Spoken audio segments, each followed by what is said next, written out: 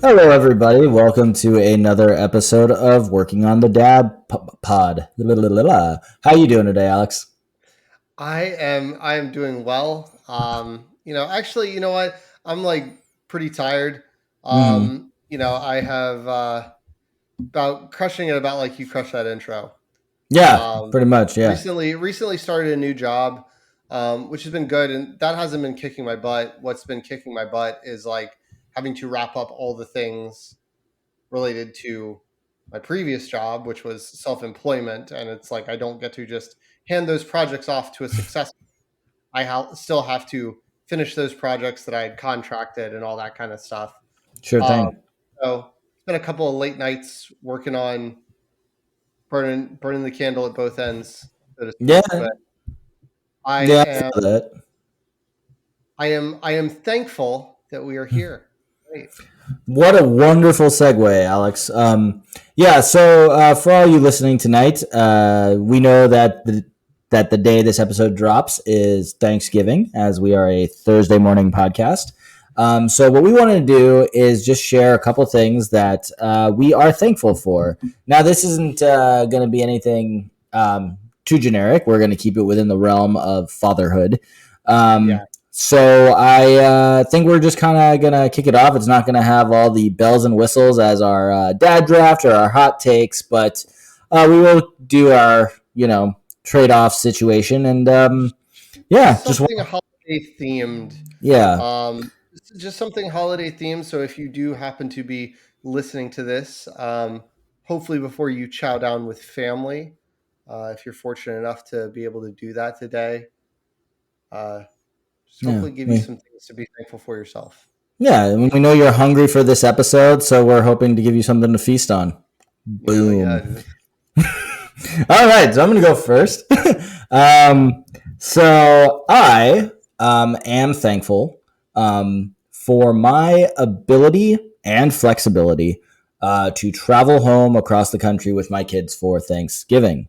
Granted, I am saying this from the past into the future, but I am lucky enough that I have the ability to work remotely as well as enough leave built up where I can just book my cross country flights on the days in which travel is cheapest on both ends. And Nice. that's as long as I can stay home in Los Angeles because we'll be staying at my mother's home, which, doesn't have a very expensive per night room rate because I will be needing three Sure. rooms. Sure. And yeah, so I'm thankful for that flexibility and opportunity to go home for my girls. Yeah. Um, in that same vein of grandparents, you mentioned your mom. Mm-hmm. I am thankful. Holiday travel for us is non-existent. If this is not your first episode of our show, which would be a weird one to drop in on, Sure. you know that I have three. Well, I have my in-laws and my mom, so three of my kids' grandparents live inside of 20 minutes from our house, and so I am very thankful for the support structure that we have around us of family. Um, Not only because it means we don't have to travel for Thanksgiving, but in that talking about travel, my wife and I are going without our kids on a week long 9 day trip to Norway. The week before Thanksgiving, we are recording this a little bit earlier, but my mother in law is staying at our house to take care of our cat, our dog, and our two children. And my mom will be lending plenty of hands with like after school pickup and all that kind of stuff and helping out there. But frankly, a very amazing support group to allow us to take this trip. It's a 10-year anniversary trip for us. So it's something that we've been, saving up for and eyeballing and really wanting to do. But I'm thankful for it, especially because I know not everybody has it. Yeah. Right. I mean, as somebody who was there when you got married 10 years ago, and as Yeah. somebody who today knows for a fact I cannot have my mother in law stay at my house for 9 days while my wife and I go on a trip to watch two kids, Yeah, very jealous. I wish I did. I wish she was willing to do that, let alone capable. But I will say I would guess, and this is just a hypothesis, but sure, sure. as kids get older, kids are completely potty trained, have no issues Mm, sleeping through the night. That I think people's tolerance for multi-night sleepovers sure. probably grows when kids Yeah, mature. I would hope, I would hope for so your sake too. especially. Yeah, Obviously, not a worry for us right now. right. Yeah, yeah. Um, well said.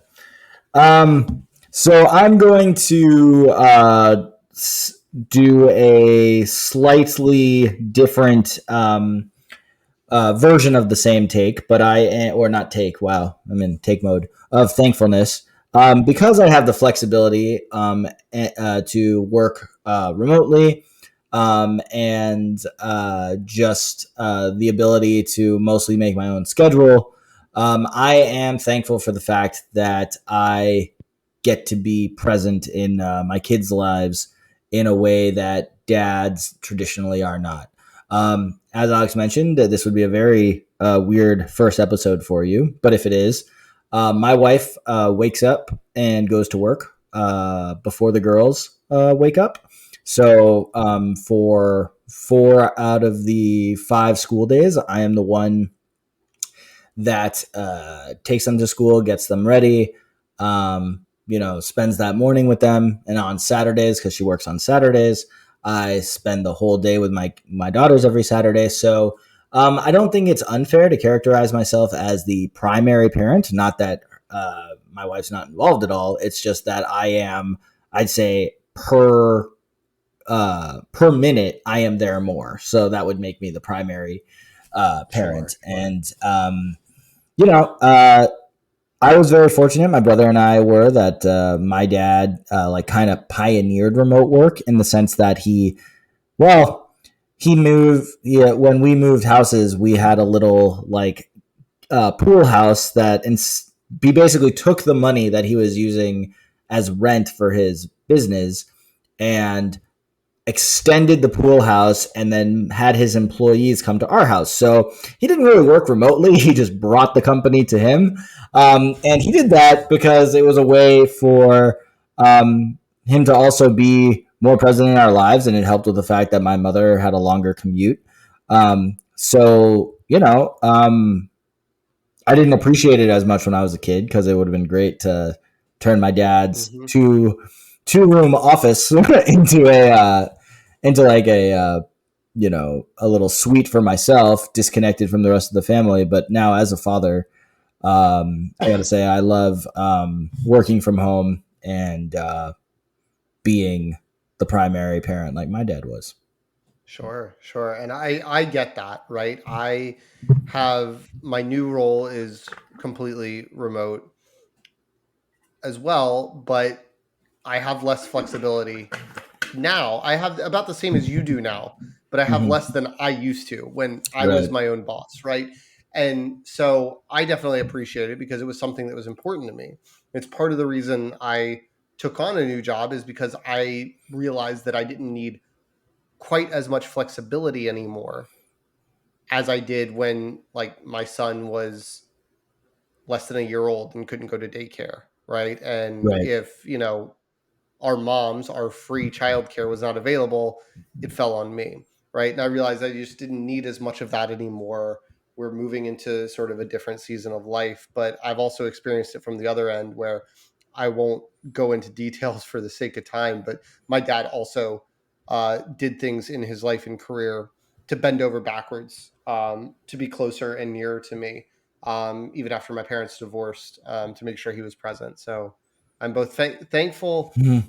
I didn't appreciate it when I Mm-hmm. was a kid as much as I should have, but now that I have the ability and knowing what he had to do, the kind of moves he had to make,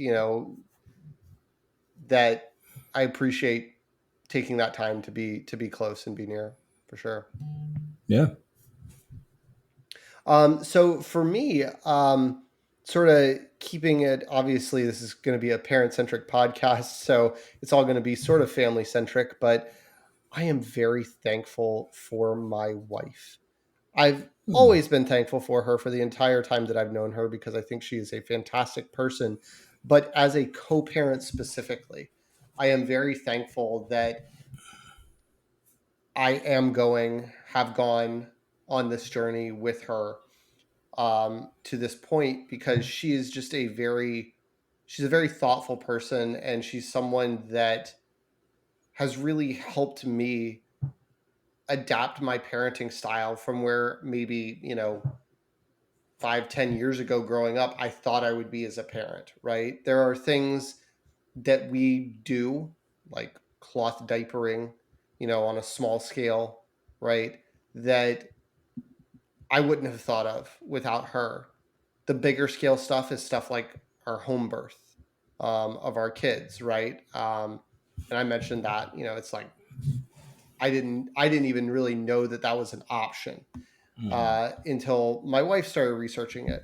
And there are a lot of things like that, like first talking about gentle parenting, right? Getting into that whole concept, getting into different methods of sleep training. I do a lot of research on my own. I'm not just getting handed down the word of my wife and then acting on it, but starting those conversations, helping lead me down those rabbit holes, having the types of conversations where we can grow and bounce ideas off of each other and attack things as a team is not something I always see across the board. And I feel like by and large, we have really good cohesion on what we want to do.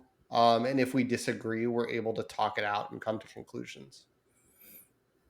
Awesome. Yeah. Hashtag do your own research. Proud that Alex is a proponent of that. um, When it comes to making parenting decisions, I think you should make sure you're not just sitting there going whatever you think, honey. yeah, absolutely. And I'm just busting your testicles. Of course. Yes, because balls would have been weirder to say. I don't know. Anyway, Yeah. yeah. So my next one, as this is a audio visual format, I'm going to talk about how I am thankful for technology, and Okay.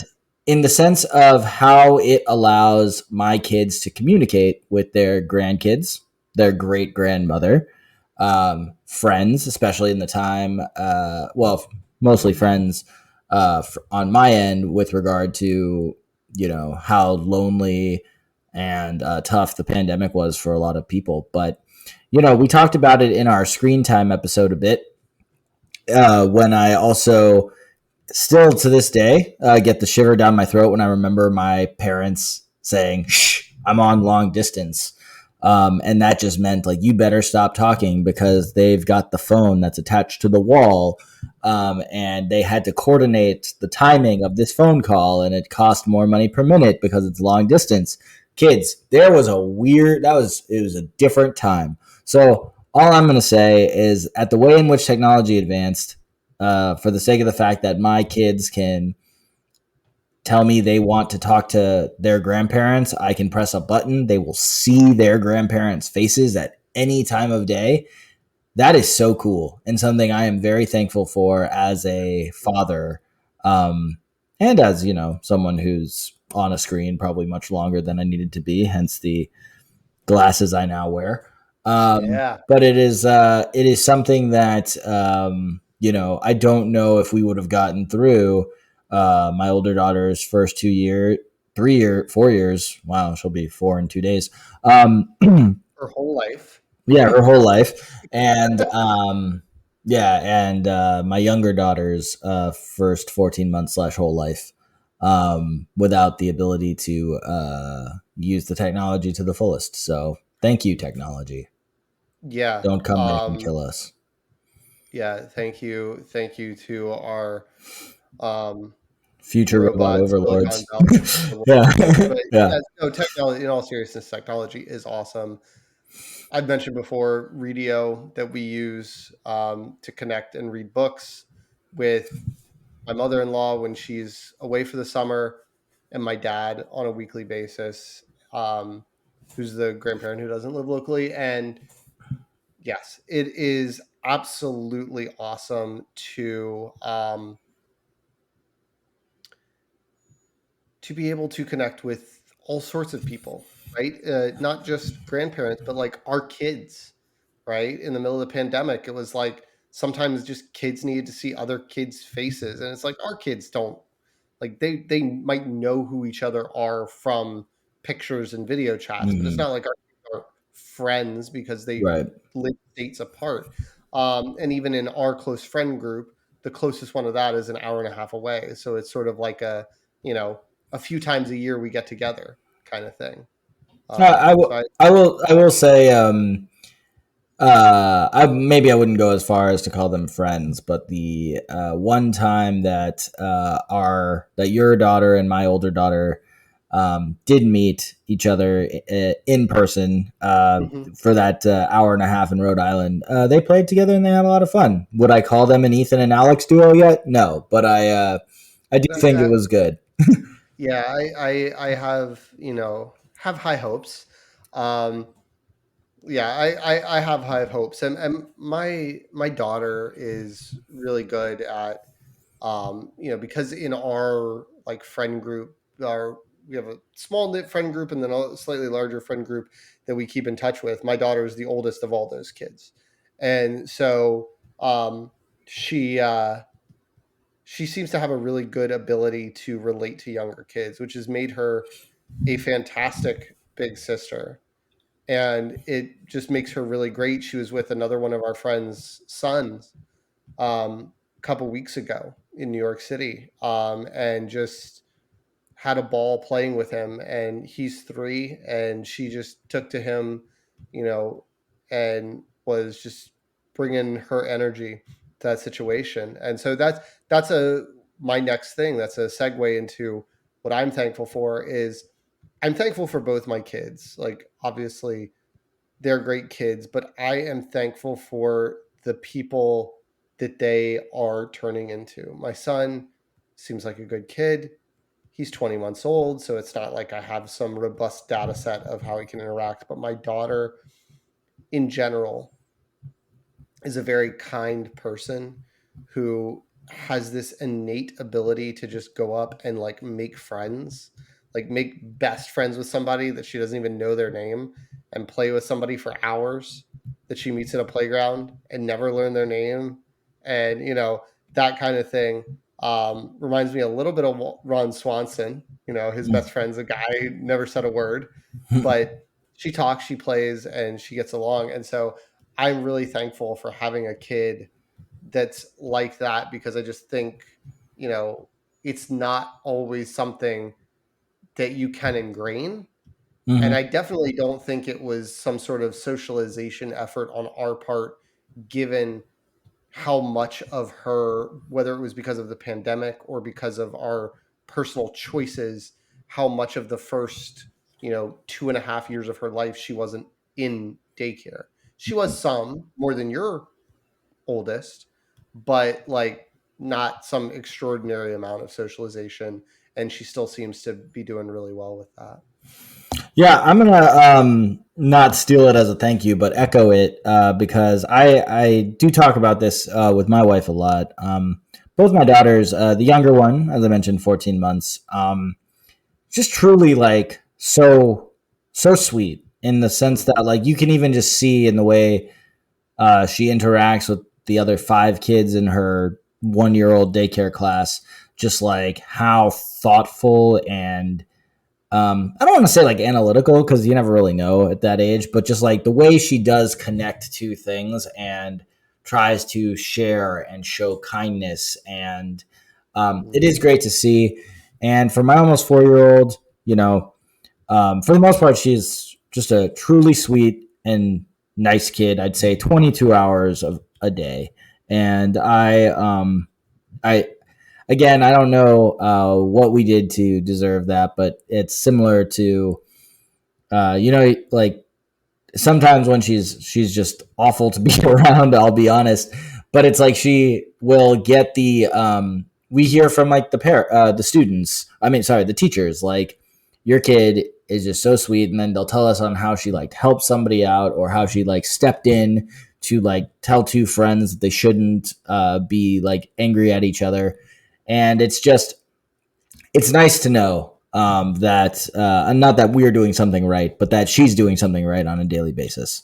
Yeah, and And I think we have to, on some level, not take all the credit, yeah. but Sure. pat ourselves on the back that we're Mhm. instilling good values in these kids on Yeah. some level. And granted, your kid could walk out the door at 18 and commit murder, as a self-proclaimed wise man once said. It's Um, true. So just to segue, there was a dismemberment murder that took place in my hometown. I was reading the news about it. Turns out my parents know the kid's dad. It's my same age, 35. My mom might have been pregnant with me when they went to his first birthday party. So you know what? Like I made it 35 years without killing somebody. He didn't. His parents were not off the hook for another 15. I'm just saying, my theory stands. My theory stands. I know, okay. very dark turn, but yeah, yeah, yeah, Yeah. yeah, yeah. Okay. Encina Um, torso dismemberment. Google it. is it so? Is it my is it my turn or yours? I am lost now. It is mine. I've got two more. So this one, which is very funny that I'm saying it right after what I just said, but um, with everything going on in the world. There are a lot of parents right now that can't say with confidence that they know they're putting their kids to sleep in a safe place and that they know for a fact that um, they can tell their kids that they'll be there when they wake up. Right. And I am very thankful. Um, and I talk about this with my wife a lot, who is um, on a more day to day, minute to minute basis, having a much harder time dealing with what's going on in Israel right now than I am, because she's having a much harder time avoiding it. Um, I know I can speak for her as well when I say that it is, um, we are very grateful that even on the worst behavior nights, Mhm. that our kids know that they're going to bed safe. Yeah, And for sure. yeah. Yeah. Um, and that is truly something that I think it's one of those things that it's really easy to take for granted when it happens night after night after night and it becomes the standard. But then you do see, situations of, just I'm thankful that we're in a position through hard work, but a lot of, just good fortune and being born at the right place, right time to the right people kind of thing. Um, Privilege, call it that, whether it's safety or food security, right? Or, knowing that you're going to have a stable roof over your head. All these kinds of things are not concerns. Like if my wife and I went bust out of our savings and the bank foreclosed on our house, we still know that because of my first thing about the support system that like we would not be, living in a shelter or something. And so there's a lot of that to not take for granted that is very easy to take for granted when it just feels commonplace day after day. Well said. Um, so for me, my next one, to keep it a little more serious, this is something that I actually thought about a lot after our pregnancy and birth episode. And it is something where the World Health Organization has noted this, and I think there's been several studies to note this, that infertility is on the rise, right? Like the need for fertility treatments. And I'm not here to make any sort of commentary about that, but just being thankful for the fact that that is not something that we've had to personally struggle with, because I see people who have gone through it, right? Whether that's fertility treatment or whether that's miscarriages or any sort of those types of like just gut wrenching complications. Like being thankful that we weren't given that hurdle, we weren't given that challenge, we weren't given that obstacle is just a, again, it's sort of one of those things where it's like you can take it for granted when you don't have to, when you've never had to worry about it. But it's also something that you should go, not everybody's this lucky, right? And that's one, that doesn't just discriminate based on your income and your parents' income and your great grandparents' income, right? And so that's one that, is not just like a born privilege of being a white straight male in America. That's like, I also just happen to, you know, win a little bit of genetic lottery and not have to struggle with that. And so that's something that, has been on my mind a lot whenever I see a post of like, man, I'm really thankful that I'm not having to fight these battles that some people are. Yeah, I think about that a lot. Think about that a lot too. There are some people we're very close to who struggle with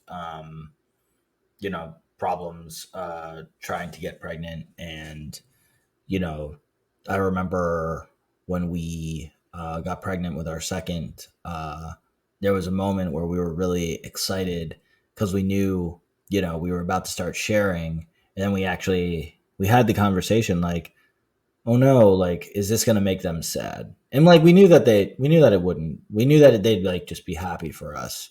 Sure. But it was just one of those things where it's like, we couldn't help but feel badly about a situation that is out of our control, that doesn't necessarily like impact us, but we care about them. And we didn't want to let our happiness fuel their sadness. And it was like a weird thing because like logically we knew that that's not the kind of people that they are, that they couldn't be happier for us. And that ended up being the case. But you have friends, and sometimes they're not friends, but you just, like you said, you sometimes just see a post and could be on just like an account you follow, and having a kid can be, having a kid can happen by mistake, and it can happen. And you can celebrate with people, right? So you can like celebrate with people. And I've had this happen more than once where you celebrate with somebody, maybe their first kid or their second kid and all that kind of stuff. And then, they have a second kid and you saw all of a sudden see a post where they're throwing in like a hashtag rainbow baby, right? And which is a term for a baby after you've had a miscarriage, right? So it's like maybe they have two kids and then they had a miscarriage between the two kids, right? Mm-hmm. And so you learn these things about these people that you're like, I didn't even know you were struggling because we just celebrated the pregnancies, and in between, like you were struggling in silence, hopefully together with your partner, but struggling in silence. So it's definitely something for anybody listening who goes through that or knows someone who's going through that, whether that's miscarriage or fertility troubles. Thanks for sharing your stories. Mm-hmm. I think it's one of those types of stories that, like, even though it hits hard, they're valuable because from what I have heard anecdotally from said stories, like, people going through it need to hear that other people are going through it too, and that they're not on an island. Yeah, it's far more common than people talk about it. And sure. I also never had heard the term rainbow baby, so learned something new. Yeah. So my last one that I wanted to share is I am thankful for doing this podcast with you. And I will tie this into one of your earlier ones. I'm very thankful for my wife for allowing me the time and space when I should be doing some more nighttime chores to do this with you. But you and I both had caught the podcast Want to Make One bug around the same time. And I feel like when you and I were both talking about starting, like, if you had a podcast, what kind of podcast would you want to do? And we were basically just saying the same thing and beating around the bush until I forget which one of us was just like, are we going to do this? And we did it. Yeah. And yeah. I think by the time this one airs, we're at like podcast number 25, and like, This is really cool. We are podcasters now. We are producers. We are hosts. We bring the millions of listeners what they want to hear. Secret: when I count listeners, I count by atoms that build up the people. So I can say millions of listeners because You're not doing it you're right. That's trillions, dude. fine. Oh, nice. Thank you to the trillions of you who are out there. You're missing some zeros in there. I'm Yeah, pretty I'm sure. always missing some zeros, like that one Bloomberg tweet thing I miscalculated. um, inside joke, folks. But yeah, so I am thankful for this last 6 months doing this podcast with you. Yeah, for sure. I'm very thankful for it because I think it is one of those things that like it's a hobby, right? We Yeah, one of our earliest episodes was like finding time for yourself, right? And doing these kinds of things. And I know it was something that you struggled with a little bit. And I think even in just the time since we've started this podcast, one thing that has happened a little bit for both of us is like our oldest daughters, oldest kids are getting more and more into the like they can join along too in some of our endeavors, but it is nice to have this sort of outlet to just talk and sometimes talk about fun stuff, but get things off our chest, and be able to be fairly open and honest about it. So I am I am definitely thankful for that. And then now I've got to come up with a last thankfulness on the fly because that was going to be my last one of being thankful to do this podcast. But I would say I'm thankful for the people that are listening and giving us feedback and giving us time. Like Ethan's got the running joke, millions of listeners. Like we're up there with whatever the most popular podcasts are, Joe Rogan, I Joe know, Rogan. Yeah, yours, yeah. like they were up there with that, um, or This American Life or something, Mm. but we're not. It's a small audience, and we, because of the constraints of full time jobs and young kids, and just not necessarily wanting to put in that effort, we probably don't do all the things we should to effectively market our podcast and grow it as much as we could. But there are people listening, it's getting around by word of mouth, and the people that are listening and giving us honest feedback to make it better. Really appreciate you guys, that take the time to care. We'll get people commenting and saying something, and it'll be like, oh, that was something I said on the podcast, and like only on the podcast, like you listen and you're like, that's pretty cool, right? And you told me about some acquaintances you knew in your area, just like the wife Uh, of almost well, just so you so so let, constantly. let me say this isn't just acquaintances. This is my hashtag dad chat friends Okay. from the girls' daycare, and yeah, um, she walked by his home office and was like, "Are you on a speakerphone call with Ethan?" And he's like, "No, it's his podcast. I'm enjoying it." And that was just like really cool. And one, I was like, "Oh wow, she recognizes my voice. That's fun." Yeah, that's a And lot. That's a lot of feedback right there. yeah, yeah, and yeah. So that was really cool. They've talked to me about that they like the show, so that's great. We've said it before, but we really thank our dads for listening to this podcast because hopefully they think we're doing okay and accept the fair criticism of our fathers. um, Yeah, and I think that's what they're doing. They're like coming and getting their own sort of report cards of like, all right, yeah. what are these lunatics going to say now? Hmm. How bad did we screw up, right? And Hmm. then when our daughters have a podcast, or whatever the medium is in, Sure. 20, 30 years time, just sort of being like checking in on them and saying, okay, how bad did we screw up?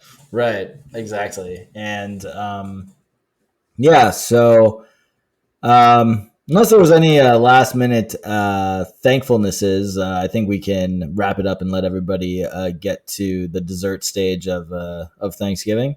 I assume. I am sure I could go on and on. The last thing I will say is I hope that everyone out here has someone that they can have Thanksgiving with. I hope you're having a wonderful time with your family or friends or coworkers or whoever you got around you. If you're listening in the United States, there are actually some listeners that we get from overseas. So, to you guys, happy Thursday. Yes. Um, Thanksgiving is actually my favorite holiday, I think. So I couldn't agree more. But I also want to say I do not condone how the holiday started with the colonization and the displacement of the indigenous Yeah, peoples. Alex and I are both it's anti all that stuff, but hey, we like yeah, turkey, but like we like how sides and pies. right, Yeah. right. Like Yeah. at its core, Yes. like I don't Yeah. want to say forget all that history stuff. Yeah. That is very important, but it's not the conversation that I'm trying to Yes. have. It's like getting together Yes. with people, just being thankful, eating good food, and it's like it's like a good solid like family dinner on Yeah. steroids, right? Yeah. But hey, And so it's like I only threw forward that in to it for I only threw that in for without the requirement stress. the yeah. I wanted to just be like, hey, we said it. It's a disclaimer. We cannot be canceled for this episode. It was said. We spoke the right thing. And Yeah, yeah. yeah, Can't cancel us. yeah. No, I am big fan of Thanksgiving. Yeah. Yeah, same here. Same here. Love the food. Um, one hot take about Thanksgiving: the turkey was the weak point. Everything else should be the same, but somebody should have like brought in like some steak, some burgers, possibly like a rack of ribs, in that first dinner and made it a thing. Yeah, I've definitely had some creative Thanksgivings, right? Yeah. Where I think one year my mom like did like a roasted sea bass or something. That was pretty Ooh. nice. We we There's are always the ham option. I know a lot of people go ham, but yeah. but I definitely go ham whether there's ham or not. Mm. But I'm actually a turkey fan, not in like the like I think that turkey is the ultimate entree meat, main course there. But I think it's something where it's like because of the labor of love that is cooking, basting, roasting, cooking a turkey for hours, I think there's something special about the whole experience. And I'm like a monster that, I put gravy on it. I put cranberry jelly on the turkey. I got like a whole situation going on and Sure. it's I mean, great. The turkey becomes a vessel. Whereas like on Christmas morning, we usually do a brunch at our house. And I do this last year, I did a chuck roast mhm. that, like an instant pot shredded chuck roast kind of thing that was fantastic. It's actually been added to our regular meal rotation. But it's like that is a much better, just like take a Yeah. slice or a stack of Uh, meat. That is flavorful. That's awesome. But the turkey is a fantastic vessel for everything going around it. I'm a sucker for it. I don't disagree that it's easily adaptable, but at its core, like if I'm eating a bird, I'd rather have a duck than a turkey. If I'm having the meat at all, like I would like because we there was actually one year that my dad made a turducken that was like really cool. Just like it was a ridiculous Wow. amount of work, but it Yeah. like but just like the fact that like he tried it after we saw it on an episode of like Emerald Live was like pretty cool. Mad kudos to him, and it tasted pretty good, but never Damn. replicated. But like there was one year where in addition to the turkey, he got like the smallest turkey he could, and then bought a big duck. So like we did get to have our duck, and then but the Okay. turkey was there. Um, Yeah. being we like ate ham. Like obviously we were like I love bacon. We were not a like anti pig Jewish family, but like we would have like if there was a second meat, it was usually like a pot roast or like a ribeye, like a prime rib, a ribeye that was just like there. We went bird steak. That like we didn't go bird Yeah. pig. Yeah. Um, I but will like also say yeah, this. I'll also say this: we don't have a ton of control over our menu. My mother-in-law I'm thankful for my mother-in-law. She cooks up 90% of Hmm. what goes on the Thanksgiving table. She enjoys doing it. She wants to do it.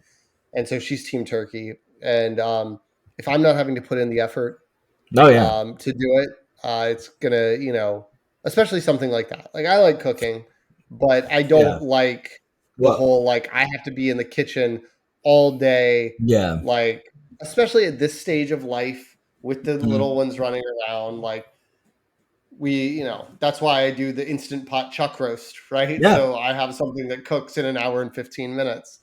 yeah, Um, and that you don't have to monitor and or like be yeah, present exactly. for. It's going to Yeah, no, beep at me I'm when it's done. yeah, and I will say, ever since I went away to college, like our whole philosophy of Thanksgiving, what goes on the Thanksgiving dinner table, changed a bit. Like there was, like I said, there was always a bird, but like the sides kind of morphed into my dad would make my brother and I's favorite stuff so that we'd have it when we came home. So like Nice. there there was like, the mac and cheese he would make, there were a couple years where it had like bacon jalapeno in it because like that was friggin' good. That should just Um be a permanent addition. That sounds it really, fantastic. really should, but apparently there's I don't know when he's going to listen to this. There was apparently some bacon shade being thrown by somebody unnamed. But Bacon shade. bacon shade. I know it's not great. But we're getting to this is becoming a really long send This off. is, this is about Yeah, to turn into a top yeah, five sides draft. Like if yeah, you had $10 to spend on this grid kind of yeah, thing, like build your Thanksgiving meal, set your fantasy yeah, lineup. yeah. So But yeah, we'll avoid that. Let everybody cheesecake. get to the eating, get to the football, get to Yeah, the parade, the whatever other you want to call Thursday activity, and the dog show. sure, sure. Well, anyway, happy Thanksgiving, everybody. Thank you so much for being listeners and working on the Dad Pod with us. Have a good Thanks, one. guys. Bye. Bye. Thanks for working on the Dad Pod with us. Any resources that we mentioned during the show will be in the show notes. If you have questions, thoughts, or just want to talk with us, the best place is in the comments on YouTube. We're on YouTube, TikTok, Instagram, and Threads at Working on the Dad Pod, and on Twitter at Working on Dad Pod. Following and subscribing is always appreciated. Please rate and review us. That helps get the show to new people. And if you know a dad who would enjoy our show, sharing it with them is a huge help to them and us. Have a great week.